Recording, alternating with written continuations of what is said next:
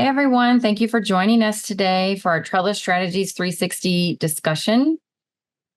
We are having a lot of people file in right now, so I'm just going to wait a couple minutes before we officially kick it off.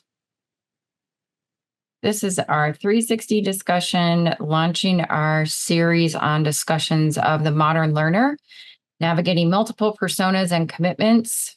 And today we're going to talk specifically about unmet financial need and student success. My name is Andrea Gonzalez with Trellis Strategies, and I'm so excited you've joined us today for our this is the start of our third 360 discussion series.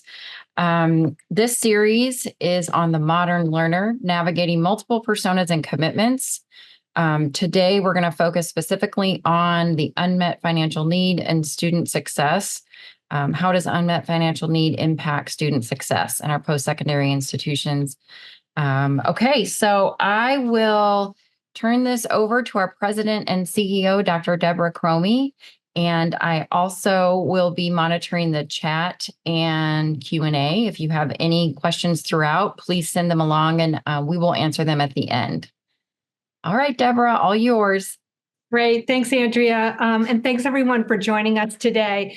As Andrea mentioned, this is our third in our series of sessions entitled Trellis 360, which we started back in January of 2023. And just to give a little background, when we started the whole 360 discussion series, it was really around creating an inclusive platform to bring together diverse groups of individuals in the field of post-secondary education. And our primary goal in doing this was to collectively address the most urgent issues facing the sector. So at Trellis, we offer valuable resources for acquiring insights, promoting collaboration, and expanding your professional network, which many of you here in Texas and beyond already know about. At each event, we host, it serves as a space for engaging discussions, inspiring innovative ideas, and facilitating meaningful connections. We understand that the challenges in higher education require combined effort, and our events are thoughtfully designed to promote cross-campus and sector collaboration. So I want to thank you all for being with us today. As Andrea mentioned, this series is entitled Modern Learners, Navigating Multiple Personas and Commitments. And by modern learners, we really have defined that as learners who are not necessarily your, what we used to call traditional 18-year-olds. It includes them, but also looking at the number of individuals who come back to education later on in life or have stopped out and are reconnecting. So we look at, I think, education today and post-secondary ed in particular as really a non-linear experience for learners. And so that's what we're defining when we say, or that's our definition for when we say modern learners. So today's session, as Andrea mentioned, is entitled Unmet Financial Need and Student Success. And we are really lucky to have with us two individuals who have a lot of knowledge and experience when it comes to issues of data and understanding what that data means, one from Kentucky and one here from Texas. So I'll start by introducing Christopher Ledford, who serves as the Associate Director of Data and Advanced Analytics at the Kentucky Council on Post-Secondary Education. In this role, he uses data analytics to generate inferences around improving post-secondary affordability, transitions, success, equity, talent, and value in Kentucky. So thank you, Christopher, for being with us. For those of you from Texas and perhaps beyond, don't need much of an introduction to David Troutman. We all know him here in Texas, Deputy Commissioner of Academic Affairs at the Texas Higher Ed Coordinating Board. David is an experienced researcher and data steward with a proven record of achievement and leadership in higher education, skilled at transforming data into timely and meaningful information to support strategic decisions and policies and to enhance insight, transparency, and accountability. So thank you, David, as well, for joining us today. So I'm going to jump right in with a series of questions. And after I finish my questions, or if we don't get through them all, I'm still going to make sure we leave time at the end, as Andrea mentioned, for questions from those of you who have tuned in. either put them in the chat or let Andrea know that you have a question, and we'll make sure we leave time for those. So I'm going to start with some basic questions about understanding unmet financial need. So, and I'll start with you, Christopher, in thinking about what factors contribute, from your perspective, to students experiencing unmet financial needs, despite the fact there are a number of financial aid programs out there. And I have some thoughts on this, but I'd love to hear your perspective. Well, that's a great question. And I think one thing that all researchers across the country look to is the declining state expenditure on higher education over time. The issue with this is that as state expenditure to higher and post-secondary education has declined, most of these costs are passed on to students and their families in the form of tuition. Most researchers look to the 2008 recession, when many states started shifting budgets away from public education and other areas to address the needs of the time, which was a sudden surge in unemployment. And higher education never really quite recovered after that. Just at the turn of the last decade, so around 2020, 40 states, so 40 out of 50 states were still spending 10% or more less per student than what they were spending in 2008.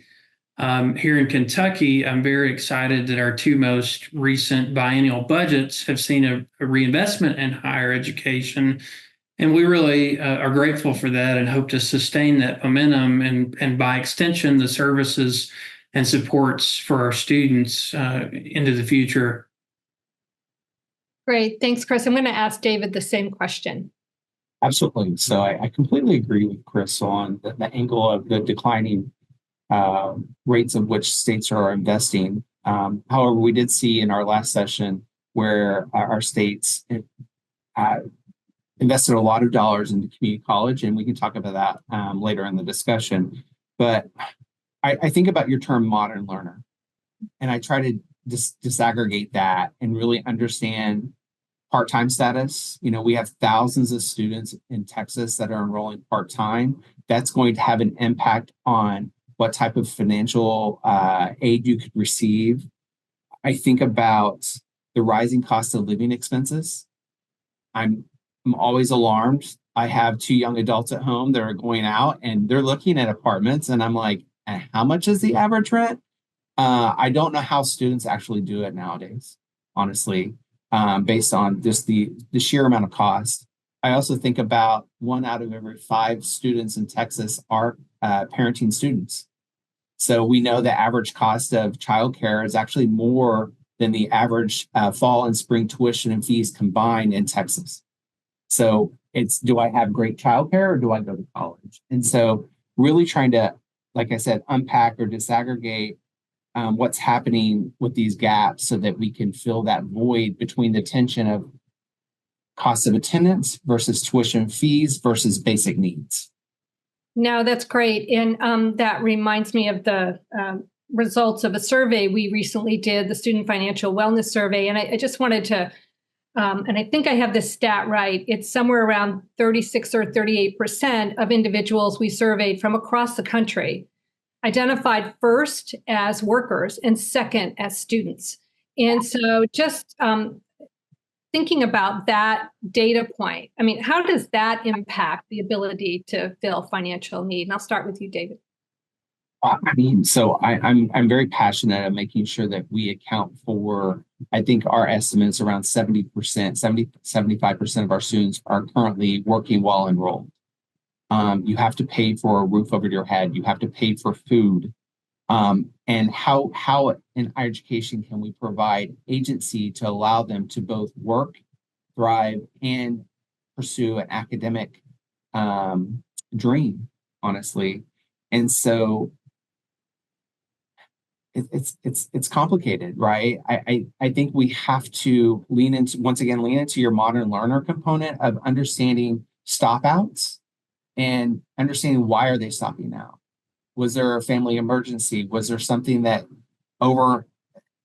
overcame them that said, you know, I have to work full time and then I can go back in? My dream for a day is to implode the 4-year and 6-year graduation rates so we truly understand what's happening to our students. And at the end of the day, are they receiving a credential of value? If they are not, we're not doing our job. And are we putting them at more at risk than ever before if they stop out and they don't come back in? How can we re-engage them? We create hoops for them to jump through to get to us, but then we freely let them go. We can do a better job. Yeah, that's a really good point. Christopher, I want to ask you the same question around, the data point that David mentioned. I don't know if you're seeing the same thing in Kentucky, that 1 in 5 are students who are parents. And then this point about that we discovered in our research around the fact that many view themselves as workers or earners first and students second.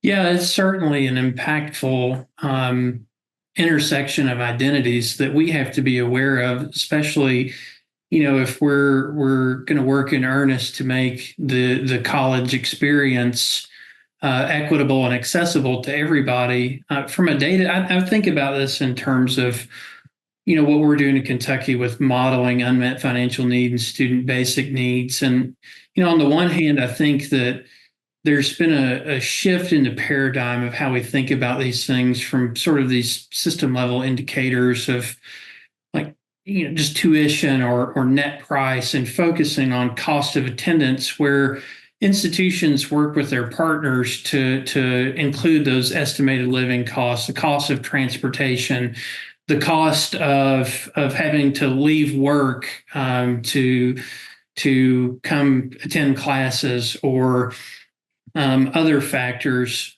All of these things, as David mentioned, they figure into the cognitive and the physical challenges that students have to overcome on a daily basis while working toward their degree. I think we're making progress in how we think about this, looking at things like cost of attendance and unmet financial need, which really drill down to costs at the student level. But I think we've also got more work to do in this space at the institutional level, state level, and certainly federally. For example, and David again mentioned a couple of these things. I think it's more difficult to pin down. It's more challenging to pin down costs around factors that affect non-traditional students, such as childcare, or again, that cost of missing work. Here in Kentucky, we're really doubling down on efforts to marry our longitudinal data systems together, with public assistance and workforce data to understand at the individual level those costs for students, and better inform the models that we're using to estimate under unmet financial need, the inferences that we're drawing from it, and then the strategies that we're developing around that. Great. Thank you, Chris. I'm going to, I could go down a whole rabbit hole on this one and bring David in, and I'm sure he has comments on this as well, but I'm going to try and move us along a little bit. Can you talk, Chris, about in Kentucky, do you see a difference in terms of unmet financial aid depending on the institution type? So whether it's a community college, four-year private, four-year public? Yeah, absolutely. And that's a really interesting question. 2-year students, just based on their time to degree, tend to have less unmet financial need, but we've done a tremendous amount of inferential and predictive modeling with unmet financial need. And we find that even though they tend to have less unmet financial need, the consequences of that need are much higher. At the average, 2-year institutions tend to serve far higher proportions of under-resourced, underrepresented, and non-traditional students compared to their 4-year counterparts. For example, here in Kentucky, the median need in our most recent year of data at 2-year institutions was a little over $6,000, and then at 4-year institutions, it was around $10,000. Quite a gap there. However, we estimated a model with 10 years of all first-time public students 200,000 plus individual level cases, and found that the decline in retention for those 2-year students per $1,000 increase in unmet need was about 2 times steeper compared to the 4-year students. Oh, interesting. So about a 1.5% decline for a 4-year student per $1,000 in need, and it's a little bit closer to 3% decline in retention likelihood for a 2-year student. But I'm assuming that didn't surprise you. No, it didn't surprise me at all. Again, 2-year institutions are more likely to serve under-resourced, underrepresented, and non-traditional students. At the intersection of those identities, we also see that, in Kentucky, just short of 50% of those students are non-traditional adults, and almost 70% of those are parenting students. So, a lot of compounding factors. Yeah. Thank you, Chris. I'm going to turn it back over to David. I know he's got a lot to share, which will be probably repeat for some of our Texas folks on this call, but we have a lot of people from outside of Texas as well, David. Yeah, absolutely. So I when I think about community colleges, I echo what Chris had said about just the higher proportion of low-income students that are engaging with community colleges. I would imagine that that's a less of a risk than going off to try to go to a 4-year. But at the same time, I always try to think about resources.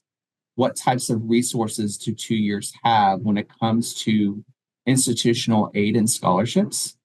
It's going to greatly differ from a 4-year experience where they have much deeper pockets and leverage to use scholarships. We do have Texas Grant, which is fantastic to provide an avenue for low-income students on top of Pell. So hopefully that can cover the majority of tuition and fees, but then you have the outstanding basic needs, right? And so I think we have to think through how we fund this. So, last session we passed a community college finance bill that focuses strictly on outcomes-based funding. It's moving from seat time to actually, did the student receive a credential value? And that is how community college CEOs are funded. So this funding was close to $1.2 billion for the biennium, which is very exciting. It's exciting for multiple factors. One, we can actually create weights and rates associated with that funding to make sure that if a community college is producing students with a credential of value and they are from a low-income background, then they get extra dollars for producing those ROIs.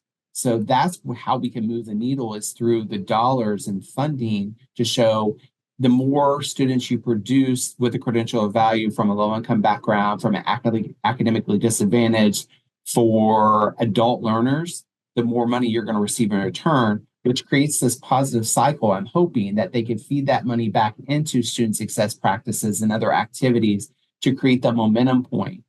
And then we also, with that funding, are funding community colleges that are producing transfer students.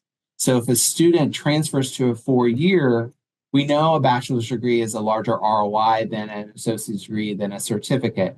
How can we create the momentum point to say, okay, you're producing this transfer student, they're going forward, and they are enrolling in a 4-year.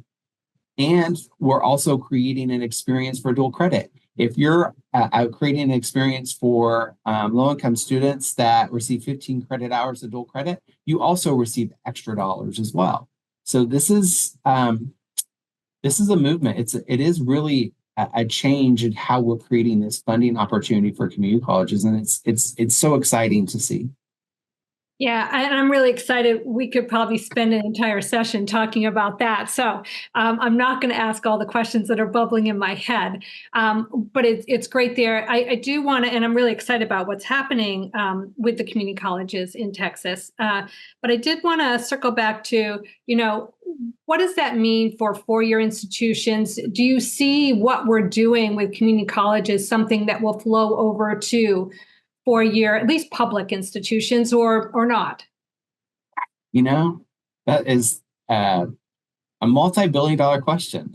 I think that if we see a value, I think ongoing conversations about figuring out performance-based funding for 4 years would be fantastic. I think meeting them with data and describing what's happening. We do have metrics associated with our state plan on debt to income ratios. Are students seeing and reaping the benefit associated with that? I have, as a state agency, I have to produce 550,000 credentials of value per year by 2030. The only way we're going to be doing that is through 2-year and 4-year. And so I think just being more transparent with the data, creating dashboards that will highlight what's happening and what's happening to students as they're journeying into a 4-year. I think one area that we could also spend an entire day on is graduate students and the amount of debt taken out by master's students because they believe that they need additional credentials to enhance their career opportunities. So we have to really untangle both undergraduate expenses versus graduate expenses. And something that we did in Texas is we produced something called the Ford loan. So we have state loans that are typically offered for students attending private institutions.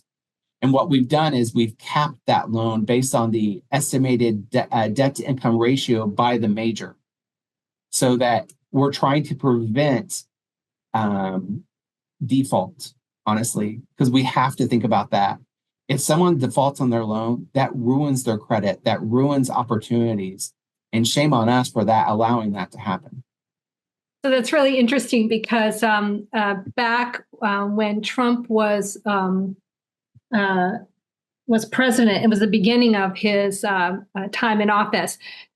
Their whole team over there was actually looking at tying the amount of money that's available from a federal loan perspective to the course of study and what the outcome is. So, of course, it never went anywhere. It got talked a lot about, but it's really exciting that we're piloting that here in the state of Texas. I want to turn it back over to Chris, and based on the things that we're doing here in Texas, Chris, are you all looking at what we're doing here or doing similar types of things in Kentucky? Well, one thing that kind of jumped out at me throughout this discussion, David was kind of hitting around this idea when you mentioned part-time students and community colleges. There's kind of a paradox or a misalignment between federal aid policy and the value proposition that community colleges offer, in my opinion. So on the one hand,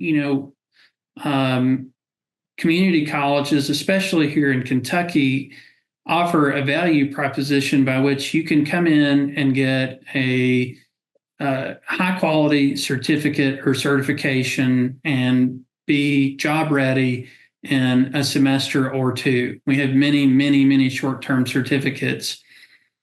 On the other side, we have federal financial aid limits on, your program of study has to meet a certain threshold of hours for you to be eligible for the Pell Grant. So we've got, this value proposition. If you can come through, get in, a 4-year degree is not for everybody. But you can come in and in a semester or two earn an HVAC certification, for example, that will put you in a very high-paying job in a relatively short amount of time. It's also one that you don't need to go on and pursue an associate's degree or a bachelor's degree, but you're likely not going to be eligible for Pell Grants. No, thank you for sharing that. And again, I could go down a whole rabbit hole on this as well, but I'm going to try and stick us with data and the issues of unmet needs. So, one of the things that we hear about all the time in the news is college worth it? And so it's important to tie it to outcomes and ROI and all of that. But when you think about this broader narrative across the country and the issues of unmet financial need, how do you believe that is impacting enrollment rates, especially for low income or, as you say, underrepresented or under-resourced students? And I'll start with you, Chris. Well, it's another great question. We see evidence of the affordability barrier throughout the enrollment pipeline. On the one hand, we have a wealth of national survey evidence that suggests that affordability concerns or paying for college, simply put, is affecting matriculation rates. Those surveys suggest that 70% and increasing each year of students have concerns about how they're going to pay for college. And those same respondents indicate that, this concern will weigh heavily in their decision to enroll in the following fall or not. We see that those concerns translate to enrollment behavior. In Kentucky, the matriculation rate of low-income high school students is in the mid-30s, nearly half that of the state average. And of course, I work in the postsecondary space, and we see evidence in our overall total enrollment as well, where in both the 2-year and 4-year sectors, in the recent 5 years, let's say, total undergraduate enrollment has been relatively flat. It's been stable, but low-income enrollment has declined 15 to 20%. So we definitely see that affordability concerns are affecting matriculation. They're affecting persistence. And as you mentioned in your question, it is disproportionately affecting low-income and underrepresented students. Thanks, Chris. David? Well, I think this is a great question. I think demystifying the true cost of attendance. NCES released a study several years ago, and they focused on 3 states, California, Texas, and Florida. And they asked high school students and their parents about their estimated cost if they decided to go to college. I don't think that study got enough attention. Because what it showed is that parents were overestimating the cost per year by $10,000 in Texas. And then for students, they were overestimating it by $15,000. So how do we create, and what we've done in Texas is we create something called My Texas Future. Think of it as a Texas.gov where you register for your license and car registration, same kind of concept. We've created a space so you can go and understand and learn about higher education. And what we're trying to do is tell stories about what's happening when students take that risk to go on to pursue a degree and how that can reap benefits. And we know that it creates security when it comes to unemployment rates, higher long-term earnings, short-term earnings as well. And I think we just have to break that down for them and be more clear and transparent with the data. My dream would be, we have this funding model in Texas so that a student can go to My Texas Future, they can type in some characteristics, and it would truly show an accurate depiction of cost. Right now, I can't tell you that because there's so many moving parts. Because I think there's also some improvements on, the Department of Education as well, and reviewing and analyzing income as a static variable from a previous year's earnings. We don't function like that in our society. And how can we create a more agile approach to meet students where they're at? And so I think there's that opportunity to really, because right now, if you look at the data, it's a 50-50 chance on whether or not students go from high school to college or even attempt to go to college. And that doesn't even account for those who drop out. So how do we create a better line of sight? And that's through funding. So we released something called the Texas Leadership Scholars.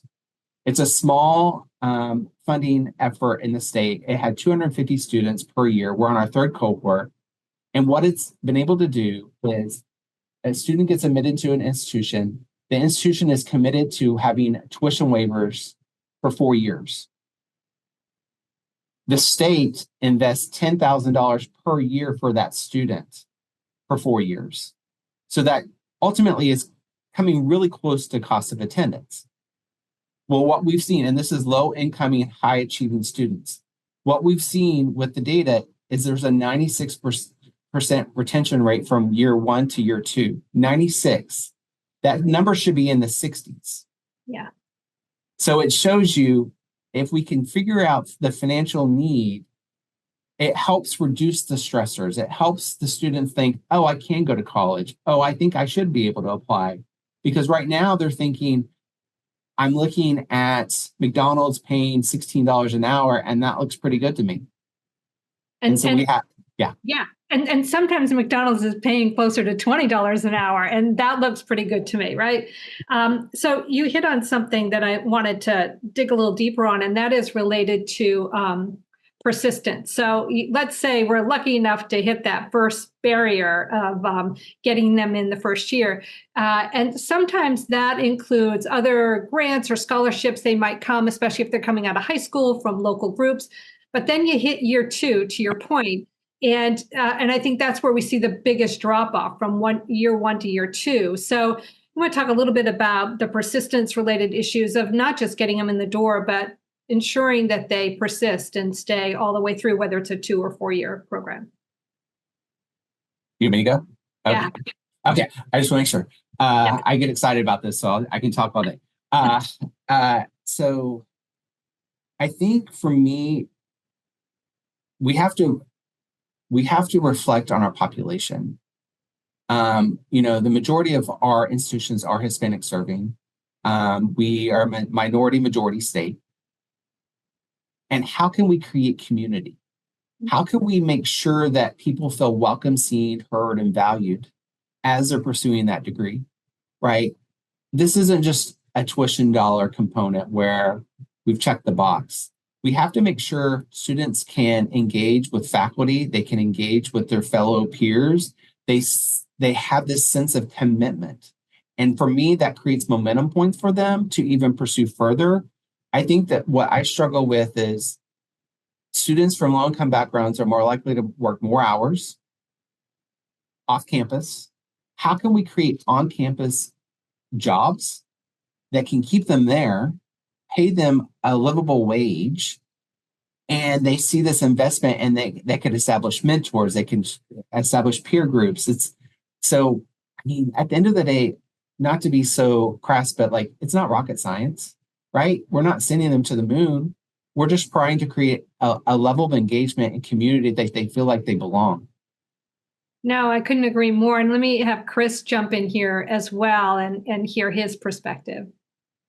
Yeah, I mean, this issue of first to second year retention or persistence is the line of thinking that we took. When we investigated this question in the research we did in Kentucky, we zoomed in on first year students because it's in that first year that students have to confront, they get a sense of the totality of this commitment and the cost that it's going to take to complete a credential.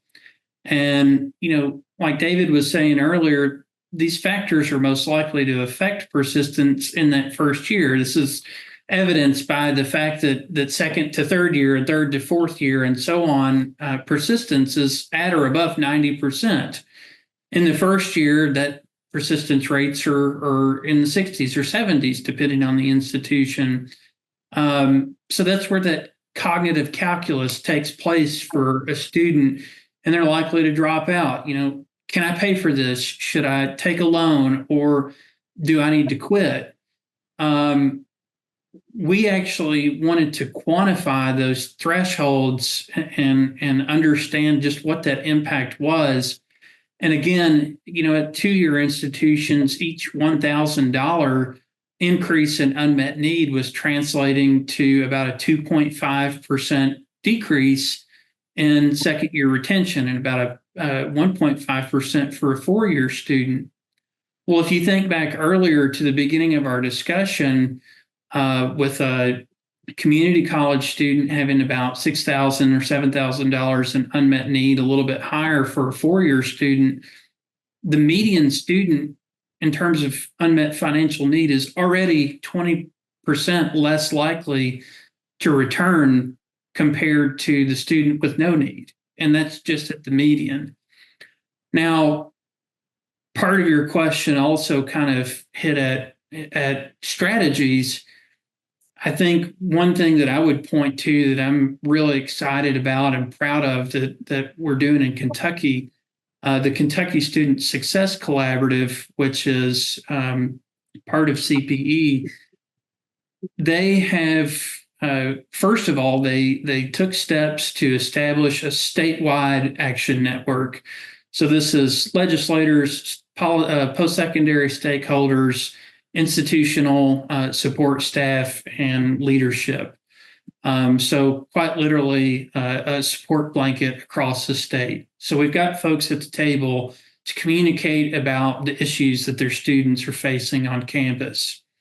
And one of the first sort of action plan steps that came out of that, and again, I'm kind of referencing back to this high non-traditional population, this high parenting population.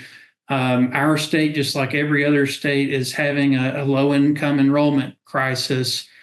We have installed at all of our public campuses folks who can serve as intermediaries between public assistance, between childcare and the institution and the student.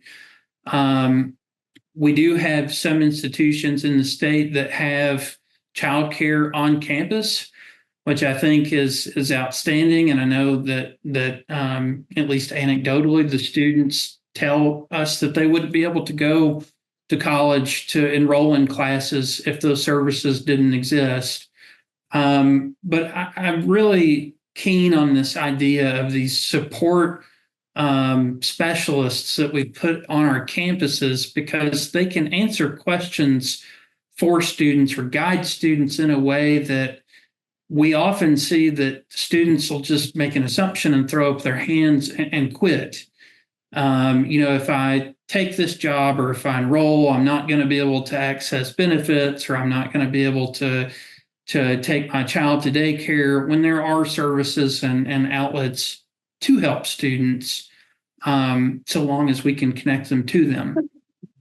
That's great that you have support specialists on every campus to help direct students. I think that's a really important mitigating factor of trying to keep, you're not going to save everybody, but hopefully you can connect a lot of them to services that would help them. And I think it's so important to make sure that individuals know about all of these different options that are available to them, because many do not, right? Across the country, the other outcome of our Student Financial Wellness Survey looked at issues of food insecurity, housing insecurity, transportation insecurity, childcare, all of that. And I don't know in how many cases we not only do we report on a national basis, but we do it on an institution and a systems basis. And it always blows my mind how many times institutions do have a food pantry, transportation vouchers, like childcare vouchers, all these things, and students just don't even know that they exist. So having somebody and making sure that students know that there's somebody they can go to, I think is great. Have you been able to see, or is it too early, Chris, what the impact has been in terms of retention with these tools? We have not been able to explore this, with an inferential model or anything yet. The strategy is pretty new, but I am excited about the potential for this. I just wholeheartedly support this rethinking of how we're serving students. This expectation of faculty and staff advisors who are trained to work with students from the perspective of the academy, they don't necessarily know about all of these resources, or how to get a student connected with childcare. And the way David phrased it was perfect, meeting students where they are. folks who are on campus proactively identifying, targeting, and reaching out to students and getting them connected with basic need services that they need to be successful. Yeah, thank you. And then I'm going to switch back to David to see if he wants to say, because I think he does, since he's so passionate about this, any more on this topic before we move on. I would kick myself if I didn't say this, but we have to, and Chris mentioned this early on, look at the longitudinal data. We have to look at low-income students of where they're coming from with their middle school and high schools, knowing that there are limited resources in their high schools, and trying to figure out ways to embed experiences. So, for example, as part of the community college finance bill, we have something called the FAST dollars. It's the financial aid for swift transfer. What that basically means is that if a student has received a free reduced lunch during high school, they're eligible to take dual credit free of cost. And that also is covering textbook costs. So we're unlocking this opportunity that this financial barrier might create. And I see dual credit as a momentum point as well. If I'm successful in one, how can I be successful in two? How can I transfer over? How can I, explore my options? And then the other thing I think about is open education resources. In Texas, we're really trying to make sure that we have OER embedded. And we worked with Rice University on an effort for textbooks for nursing majors. And this year, we're on track for covering textbook costs of $20 million. Wow. In 1 year. So, that the publishers won't like me very much, but that's okay. I can take that on as long as we're making sure that low-income students can follow their dreams, and especially in these high-demand areas, because that's the other thing that we haven't talked about is the pigeonhole effect that creates with what types of majors are these students eligible to enroll in? Are they non-STEM? Are they STEM? And finding this balance between the ROI associated with the major as also along with following their passion. Yeah, that's a really good point. I'm not going to spend much time on it because we got to move forward. But I did want to pick up on something you both mentioned, which is this concept of meeting students where they are and talk a little bit about policy. So I have been disappointed for many years that from a federal policy perspective, we're still waiting for HEA to be reauthorized and to look at how we fund. I mean, today's student is so much different than they were 10, 15, 20 years ago. I mean, that's about how long we're talking about since that's been reauthorized. And meanwhile, we have WIOA funds, and that's going through a reauthorization right now. And I think we've got two different channels or two different stovepipes trying to work towards addressing a similar issue. Although HEA, I know there's been a lot of, and recent bills have been introduced as well to really get at this. So in the interim, David and I think Chris have shared what's happened at the state level. But is there anything more that you think institutions could be doing as well? Because the federal. I don't think we're going to see anything magical happen at the federal level unless you guys know something I don't know. And it sounds like you already have shared with me, unless there's more you want to share about the state level. But is there anything more institutions could do to really help reduce unmet financial need? I could start this one. I think I'm really excited about the work that we're doing in Kentucky in this space.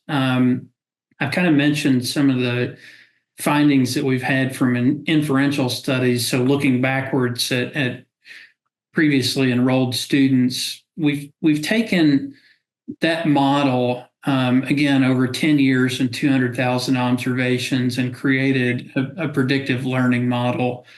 And to get to the point, what it does is it will help institutions identify and target students who would likely persist if they had a financial barrier removed. And that's the key. That's what's so great from a strategy that matters. That's what's so great about this. All of the data really that we've talked about today, and we talk about this and quantify this issue, are things that have already happened. But to take those data and turn them into a model that institutions can interface with and get real-time estimates about the student's prediction to the next semester. And then they can go in and manipulate the unmet financial need indicator, to change a column in an Excel sheet literally by, $500 or $1,000, and then re-upload that data to our model and see how that proportion or that likelihood of retention changes in real time. I think the potential of this is powerful. To be clear, the thing that makes the potential of this so great, what makes this work, is a strong partnership between a state agency, the state postsecondary agency, the coordinating board or the governing board, and all of the public institutions. Without all those data, these things don't work. So what we're doing now, we've built this model. We're integrating it into our what we call KPEDs. It's the Kentucky version of iPads, where our institutions upload data to us. And what they can do is upload a collection, just like they would enrollment or financial aid, or a student, all the students' course schedule, course information. They upload a data set with their first-time students. It runs against this predictive model that's trained on 12 years of data, and they get information back in real time. And the question that folks always ask when we talk about this is, well, what do you want them to do with those predictions once they have it? Well, I think we've kind of already answered that question here, and this is what makes it beautiful. The institutions can do whatever they want with it. A 4-year research institution that probably has more financial leverage to do different things with financial aid grants will probably do something different than a 2-year community college is going to do with that information. But the barrier that we're knocking down with this is giving the institutions the information to then go do something with it proactively. Without the ability to do that, all these other data kind of don't matter, because we're talking about students that we've already lost, this retention over time. And that doesn't help. So we're really focused right now on using those inferences to make real-time decisions and target students before they stop out. That's great, Chris. I'll be really anxious to see how all that works. I would bet that when they have that data, they're able to put mitigations in place that sort of resolve issues in a timely manner. And I'll go back to something you said about, sometimes it's $500, which is why somebody, can't find $500. And our study shows that as well. But the other thing that our study showed, which really is, even though people are dealing with food insecurity, housing insecurity, they're still in school. So that's why when it comes down to $500 or less, they're already at the edge, right? And then that's when they drop off. So if we can, mitigate some of this as we go along, and maybe it doesn't get to that point, right? So that's great. David, I'll ask you the same. Yeah, absolutely. The first thing, if I were president for a day, I would offer more classes at night and on weekends to allow agency for students to take the courses that they need to take, because sometimes these courses aren't offered in the semester. So they're going to stop out and go work. And so they're more great at risk for not being retained. I would also say if we treated all students like we treat student athletes, we might have a different conversation. Full stop. Yep. Right. I think that's, and then also thinking about retention rates. For every gain in retention rate, that generates more tuition dollars that should be fed back into student success. And it creates this momentum point for student success champions, so they have more dollars to support more students. And then I also think an institution should think about giving more line of sight for students. So they're bogged down and they only see trees. They can't see the forest as a whole. How can we lean in and provide more resources for career services at the very beginning when they set foot on campus so they understand where they're going? Because right now they're saying, why am I taking this course? How is this relevant to me? And they don't understand the quick ROI they could receive by taking certain courses at certain times. So I think really supporting career services so that we have these data transparent to students. Yeah, and I think this goes back to something you talked about earlier, David, as well, which is having opportunities for students to actually experience what some of the jobs are out there. So, if you asked most young people or even adults, what is advanced manufacturing? What does that job look like? What would I do? I'm guessing the majority of people, even adults, probably most people on this call would not know what that is, what you would do day in, day out, and how that connects to whatever field you might be interested in working in. And I think that's part of the problem as well, seeing that. All right, I am going to stop and open it up to questions. Andrea, I'm going to pass it back to you to see if we've had any questions come in. If not, I've got a couple more to wrap us up. Yes. So here's a question. I see different definitions of unmet needs, some factoring in direct student loans and others not factoring student loans at all. Can you specify whether the panelists are considering only cost of attendance, gift aid, or are considering access to federal loans, not plus or private loans? Sure, I can answer that. We when we were developing our study, we ran into this concept issue as well. In our definition, and this is the foundation of all the stuff that I've mentioned. We define unmet need as the cost of attendance minus the expected family contribution and any any aid that is not to be repaid. So we do not include loans. And there's a cognitive and a quantitative, a methodological reason for that. If you think about it, for a student, if you're at that point where you're, weighing your financial circumstances and you're making a decision about whether to continue your studies or not, do I drop out? Can I pay for it some other way, or do I take a loan? If you take a loan, you're using that to cover some unmet financial needs. So if we included that, then we would be underestimating the financial need. Thanks, David. We define it similarly. I think that something we haven't brought up is the new FAFSA SAI and how that plays out with our world of Pell and other avenues. So it's to be determined where we're going with that. I know FAFSA is not a popular word right now based on the past experience, but I'm hoping that more and more students are able to complete and that we're not losing them based off of what happened this spring. So one thing that we're also trying to do alongside with unmet need is look at it longitudinally to look at the student investment or the family investment in higher education. So minus, grant scholarships, tuition waivers, what is out of pocket? And looking at that longitudinally to show what's happening with that.